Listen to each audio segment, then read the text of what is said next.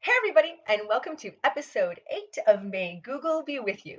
Today we are going to geek out in the Google universe with something that is all the rage in online learning right now, and that is Bitmoji Google Slide Playgrounds. That's right, we're going to create a virtual room with ourselves as Bitmojis and clickable items for the students to be able to interact with.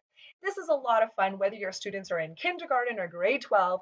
You can make some really fun interactive learning spaces for your students simply by combining some backgrounds, images, and links. And so I'm going to run you through the basics of how to get started, as well as I have a template for you below this video that's going to give you all the resources so you can have one made in minutes and get it out there to your students. So let's take a look at how this would look inside of Google Slides.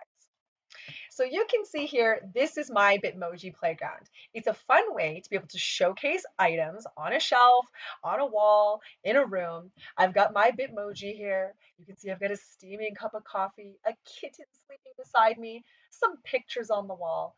But I can make things interactive. Like this is not just any artwork. This takes you to Google Arts and Culture. Each one of these books, well, this is going to take you to the YouTube video of that book being read. I mean, let's face it, who doesn't want to hear Betty White Welcome to reading classic Storyline children's Online, books? brought Now, there's other things that we can add in here. Not only I've got ones here where astronauts are reading them. You can see I can even link to music. I've got Miles Davis, Kind of Blue album. This is a link to kids learning how to play the trumpet. Harry Potter read by the cast of Harry Potter. Whatever you want to be able to click to, whether that's outside videos or sites, you can have that happen. And we can even have some animated objects on the page just to be able to have a lot of fun. Now, there's many ways to do this, and I'm going to take you through some of the basics of how we can create an interactive room for our students. Now, the first thing we're going to be doing is starting with a blank set of slides, but just note that I've given you this entire template with a blank room to start with. I've given you some other rooms that you can edit and replace my Bitmoji with. Maybe you're a foods teacher and you want to put in some cooking tutorials. Want to point to some things on a shelf? How about just an empty room to display some amazing artwork? Just so you know, on these pages, I've got for you ways to change your backgrounds, room elements of mine that you can just copy and paste onto your own slides, including some GIFs or GIFs, however you say it. And as well, I have instructions for how to do a transparent image search, a GIF search, shortcuts, and even a link to that cool Bitmoji Chrome extension. It's all here ready for you to use. So I'm going to start here on a blank slide just so you can see how I began to get this going. The first thing we want to do is create a room. And we're going to do that by making a background. I'm going to show you two ways to do this. I can change the background, and of course I can make it certain colors, but I want to choose an image. From here, I'm going to do a Google image search, and I'm going to search for walls and floor. Now what's going to happen is it's going to give me some images that are Creative Commons copyright free. I'm able to use these and put this in as my background for my room that I'm creating. All right, I'm going to choose my image and say insert. Once I have it inserted, I can simply say done. Now, another way to get some really fun images is to be able to use an add-on. And this add-on is called Unsplash Images. Now, I've given you a link in the resources to this add-on. What this does is it searches for beautiful Creative Commons copyright-free images that I'm allowed to use inside my presentations. Here I could search for rooms that are even more complete. So I could just do a search for a living room, and I could go ahead and find a room that actually has more complete images, and I don't have to insert as many images of my own. There we go. Now it's just waiting for me to add some details. Now what I want to be able to do is I want to be able to add some elements to this space. And so putting in things like furniture, shelves, tables, even a window if you want, just allows it to feel like a real room. And then what we're going to be able to do is put items on that. So what I'm going to do is teach you how to do a transparent image search so that you can find something like a couch or a bookshelf. Now, don't forget, on the presentation I've given you, I've got links to lots of these images that you can just copy and paste without having to find your own as well. Now, there's a couple of ways I can go ahead and get images. From here, I can say insert, I can choose image, And of course, I can search the web from here. So I can search for a couch. Now, I'm going to want to add the letters PNG or the word transparent. Now, this doesn't always work. Sometimes they're transparent images. You can see here, sometimes they're not exactly transparent. It's a little bit hit or miss when I'm searching inside of here. But I'm going to go ahead and search that couch. There I go. Now I've got my sofa, my couch, however you want to call it. Now, a couple of shortcuts for you. Control Alt J makes things smaller. Control Alt K makes things bigger. Another way to do this is to do a Google image search. So I could go and look for a bookshelf. When I do my Google image search, I'm going to click on Images, Tools, Color, and Transparent. Then I'm going to be able to search for the bookshelf that I want to be able to put inside my room. Once I find the bookshelf I want, I can simply copy the image to paste, Control C copy, Control V paste, or I could drag this on up to my playground. So I'm going to come back on over here. I'm going to paste my image. I can move that around just with my arrow keys to be able to resize it. Now I've got a bookshelf in my room. I can keep going finding different transparent images until I have all the items that I want. Okay, I've set the stage of my room just with a few items, and what's really fun is you can make different rooms so that your kids have a chance to look forward to some of these different learning spaces.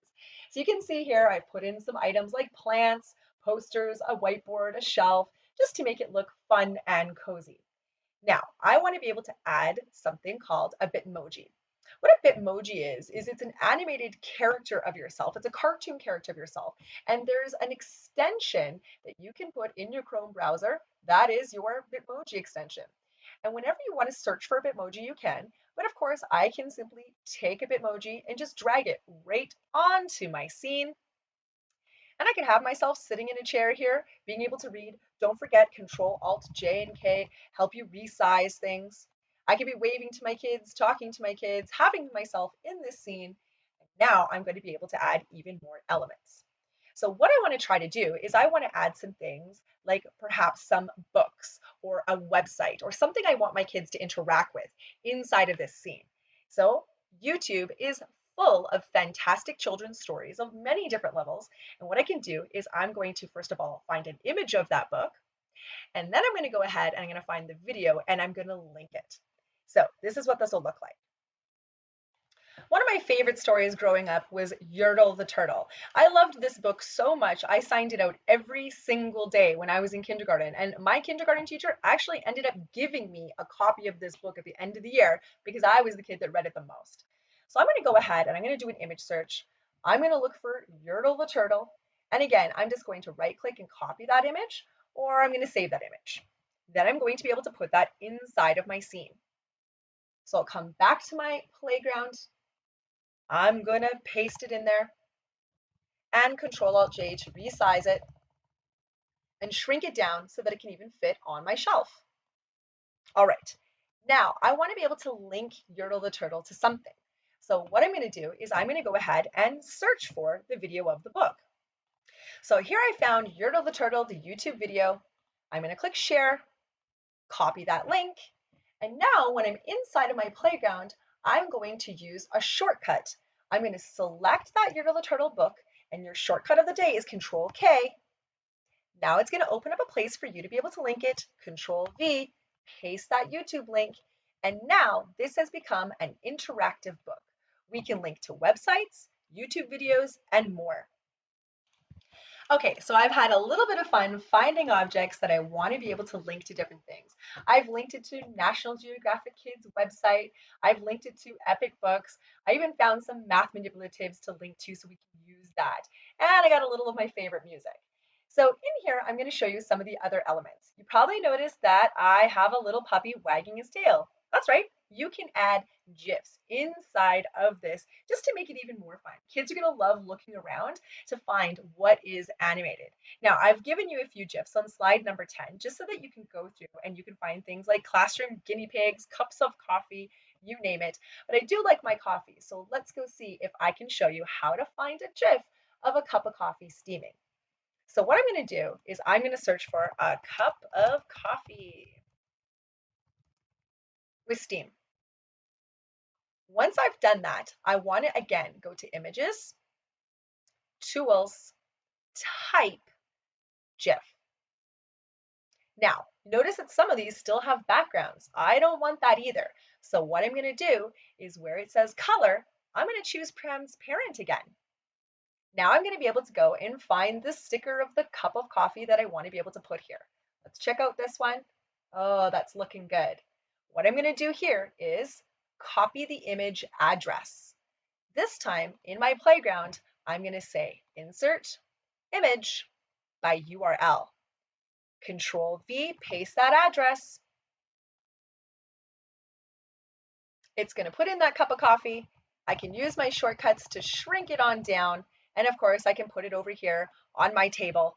And now I've got that sitting there and animated. So just a fun way to add those extra little elements.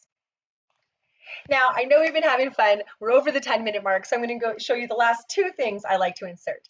That's videos. Either that's myself, maybe telling a joke of the day, or that can be a YouTube video. Now, I'm in love with pandas sneezing. I can't help it. It just makes me laugh. And so I can insert any type of video that I want right here inside of my slides just to be able to connect with my kids. The other thing I'm going to add is word art, being able to put in a message or text, even just over top of that whiteboard that I have in there. This is what it'll look like. I'm going to go ahead and I'm going to say insert word art. And I'm going to write a little message for my students. Now, I could write a lot more different things. I can insert text boxes. I can resize it with those same shortcuts that I use to resize images like Control, Alt, J, and K. Of course, I can put this on my board. I can change the font to whatever font I want. I can even make it look more like writing. I can have this a fill color. Whatever you want to be able to do, you can just start to do this here. Got some words on there. Now I'm going to say insert video. There's two different ways we can add videos. I can add a video because I found a YouTube video. So I could add sneezing baby pandas, oh yeah. Or I could also go to my drive and I could insert a video that I recorded. So here I recorded a video of me telling a joke for May Google Be With You. I'm going to say select, and it's going to insert that video. Again, I'm just going to shrink this down. And now the kids will be able to play my video of me telling them my silly joke when they come to class. This could be a welcome message. This could be instructions for the students. Whatever you want, you can do that and have the kids have fun right on here. This is making learning so awesome. So we hope you enjoy all of the creative ways that you can make your own Bitmoji classroom playground. Remember, you can even do things like link back directly to your Google Classroom. Now, the way that I would distribute this to kids is I would either embed this right on my Google site, or I would create an assignment in my Google Classroom or a material, and I would give it to the students that way. So have fun with your Bitmoji playgrounds. If you make something cool, please, please share it with me. I want to see it. I think that's just awesome, and I want to celebrate you. So we hope you enjoyed this episode, and we'll see you tomorrow for the next adventure in the Google universe. Bye, everybody.